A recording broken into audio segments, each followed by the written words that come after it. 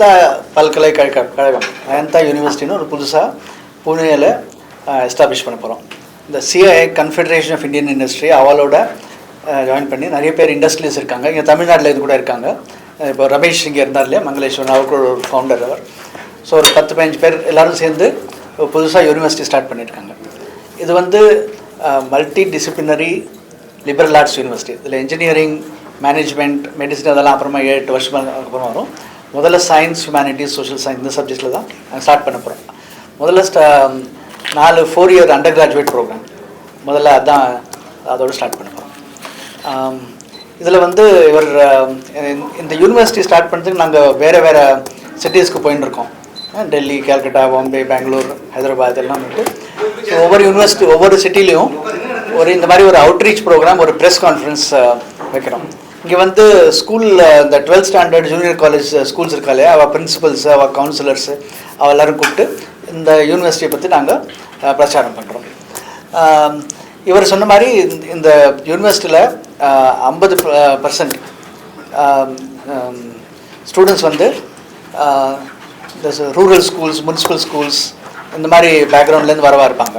So அதனால் இந்த outreach ப்ரோக்ராமில் நாங்கள் இந்த என்ஜிஓஸ் இருக்கால இந்த மாதிரி ஸ்கூல்ஸ் அவளோட வேலை பண்ணுறாங்க, அந்த ஸ்டூடெண்ட்ஸ்க்கு கொஞ்சம் எக்ஸ்ட்ரா சப்போர்ட் கொடுத்து அவளுக்கு நல்ல யூனிவர்சிட்டியில் அட்மிஷன் கிடைக்கிற மாதிரி அதெல்லாம் பண்ணுறாங்க. ஸோ அவள் கூட வருவாள் இந்த அவுட்ரீச் ஈவெண்ட்டில். ஸோ அதுக்காக இன்றைக்கி சென்னைக்கு வந்திருக்கோம் நாங்கள் இந்த யூனிவர்சிட்டியை பற்றி பிரச்சாரம் பண்ணுறதுக்கு. This is good enough in terms of audio? Yeah. Audio levels, this is fine? Yeah. So good afternoon and welcome to the Nayanta launch conference. Thank you all of you for being here. I understand that today is a busy day in Chennai. I understand you have a budget meeting. Is that right? So thank you for, I think. Let me talk a bit about the university. We have Ramesh here, who is a founder. Nayanta has been set up by a group of industrialists and academics with the idea of building a world-class university out of India. Some of the industrialists who are a part of this group include Naushad Forbes, the head of Forbes Marshall and a former past president of CII, Meher Padamji from Thermax, Nadir Godrej of Godrej Industries, Muthu Venkatachalam from the Murugappa Group, Satish Reddy from Dr. Reddy's Labs, Chris Gopalakrishnan, who is a co-founder of Infosys, Ashok Mishra and Pankaj Chandra, who are noted academicians. Ashok Mishra was the director of IIT Bombay, Pankaj was the director of IIM Bangalore. We have Ramesh, who was a senior partner at McKinsey, Raj Dugar, who was at 8 Roads and is a venture capitalist. So it's a group of Bharat Puri, who is currently the managing director of Pidilite. So we have a group of very senior industrialists and academicians who have come together to create a world-class university out of India. One of the thoughts there was that if you look at the country, India has arguably world-class engineering colleges and schools of management. We are sitting in an IIT Madras research park, so IIT Madras is a good example. We do not have a single full-service university in the top 200 universities in the country. And over a period of time, this is a gap that we intend to bring. Now, one of the larger pieces of logic in this is that many times single industrialists set up universities in their own name. But this is a group of industrialists that said that what we can do together will be larger than what each of us can do individually. I'll also speak a little bit about some of the principles behind the university. One of the principles behind the university is this idea that if we can create a cohort of students which is representative of the geographic and economic diversity of India, then we will create a truly meritorious cohort. What does that mean? Today, 70% plus of students in India are educated in municipal schools in the vernacular medium. There is no reason for us to believe that a talented student from a municipal school is in any way less than a student from an IB school. Now, the student from the IB school may have got 99%, the student from the municipal school may have got 85%, but meritoriously they have not been given the same background. Sometimes they are children who are the first to graduate in their families. So we are looking for merit across the length and breadth of the country, and what this means is we will tie up with NGOs which are working with students in the 11th and 12th standard. It also means that we have a broader definition of merit. So merit is marks, first of all, in 10th standard. It is also marks in clusters of interest. It is extracurricular achievements in areas of interest. It could be community work, it could be sports, it could be theatre. And we are looking for 3 human qualities where we are looking for hunger to learn, we are looking for curiosity, and we are looking at resilience. And to start with, because we will have an English language aptitude test and a math aptitude test, we are also saying that if I ask you to write an essay on curiosity and I ask you to write it in English, then I'm creating a problem, because am I judging curiosity or am I judging English ability? So for essays, we are allowing people to write essays in 3 languages, and this is something somewhat unique in the process. So this is one part, saying that over a period of time, we want our students to be representative of the country. What that implies is that close to 50% of the Nayanta students will study on some form of scholarship. And what we are talking about is a merit-based need-blind policy, which means if you are good enough to make it to Nayanta and you do not have the capacity to pay, we will pay for you. So this is one part of what we are saying. The second part is that if you look at particularly undergraduate education outside engineering and management, in engineering and management, the top schools, you have some internships. But today it is possible to do an undergraduate degree in economics or English literature or sociology or history and have no real world connect. So one of the things we are saying is that each student of Nayanta will do a 1-month immersion in the social sector, government sector and corporate sector, and then depending on which sector you have an interest in, you will do a 5-month internship. So students will have a very strong real world connect. Even before we start, Nayanta has an MOU with the Confederation of Indian Industry. The venture is strongly backed by CII.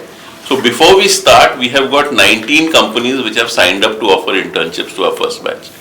We anticipate that by end of year 1, we will have 100 such companies, organizations, community organizations, government. The idea is that we'll start with a small batch of 100 students. Each student will have more than enough job opportunities. So once you are confident of job opportunities, then you can focus on learning. So this is the second dimension. Then I'll talk about 4 pillars of Nayanta. We are talking first about this idea that it is a multidisciplinary curriculum. Many people, when they come into undergraduate, they will tell you what they are going to study, but often they don't know. It is often determined either by parental pressure or peer pressure or some perception of which professions pay more. Here we are saying for the first 16 months, you do not have to decide what you study. We will do a foundation program where you will get exposed to all the different types of courses and different perspectives. And in that foundation program, we'll also have inputs on cultural intake. Basically each student of Nayanta will be technically literate and culturally literate. And one of the problems is that traditionally we have said that people who are good at technology and math need not understand literature and the arts, and people who read literature and the arts don't need, and that is something we are breaking. So today technology we are seeing as a horizontal and not as a vertical. So irrespective of what you study, you need to be conversant with technology, because many jobs will come at the interface, sociology and AI, history. So many jobs will come at the interface between technology and traditional disciplines. Also in terms of the curriculum, we are providing a lot of flexibility for a multidisciplinary choice. So somebody can today study economics and psychology. Somebody can study sociology, computer science, and then do a minor in innovation and entrepreneurship. Some of these details are provided in the brochure. But the first thing that we are saying, therefore, is we will give the flexibility. We are also saying that culturally, faculty will spend a lot of time with students outside the classroom in small groups. So this concept of care, that saying that as a leadership team and as a faculty team, we will try to know each and every student. And the idea is to enable students to choose learning which is tailored to their talents. The second is in terms of what we teach. So in terms of what we teach, one of the things we are saying is, how do you encourage people to ask questions? How do you create a curriculum where questions are more important than answers? So the pedagogy will be interactive and will be a lot about nurturing the curiosity of the student. Research has suggested that students are their own best teachers. that the best way to learn a subject is to teach it. So how do you create that interest? So that questions, so it's not about rote learning, it's not about marks and examinations, but it's about project-based work. It's about collaboration. It's about asking questions. It's about relating it to reality. So care, curiosity. And then through internships and the fact that we are encouraging students to even work on community projects as they work, a lot of the curriculum learning itself will be experiential. A lot of industry people, practice professionals will come and have conversations with our students. So students will have an opportunity to learn through projects where they will make mistakes. And when they make mistakes, we will not pull them up, but they will learn from their mistakes. And then they will do real world projects and they will see that they can make a difference to those real world projects. This will build confidence. And the final, so care, curiosity, confidence. And the final C is through internships and connections and all of that. We are giving them good jobs to start with. But equally important now, today, it is not about jobs because many people are not in their first jobs for more than 5 years. This is no longer a time when somebody joins the first job and stays for 35 years and typically retires at the same company. So they may have multiple careers in a lifetime. So the ability to learn and the ability to adapt is something else that we are kind of building in. Let me stop. Nothing to add. I've been involved with this project from when it was an idea. So we've been planning this for more than 5 years now. We will start in Pune, which we think is also a very nice location for an academic institution. Apart from the founders, we are very lucky to have distinguished academics join us while we are still on paper. Ranjan himself has a background in both engineering, management and a PhD. Partha used to be at IIT Bombay. So we are beginning to attract people even while we are going live. So we are quite looking forward to it. We are building an institution that is going to last several hundred years. So we are going one step at a time. Our initial class will be small. We want to get the basics right. We've identified a very nice campus in Pune, which actually has a lot of architectural and green appeal. So we are looking forward to welcoming our first undergrad class. We've already started, by the way, while we have been planning an executive education program with about 15 to 18 participants, which has gone very well. So we are doing many things already and we are looking forward to answering questions that you may have.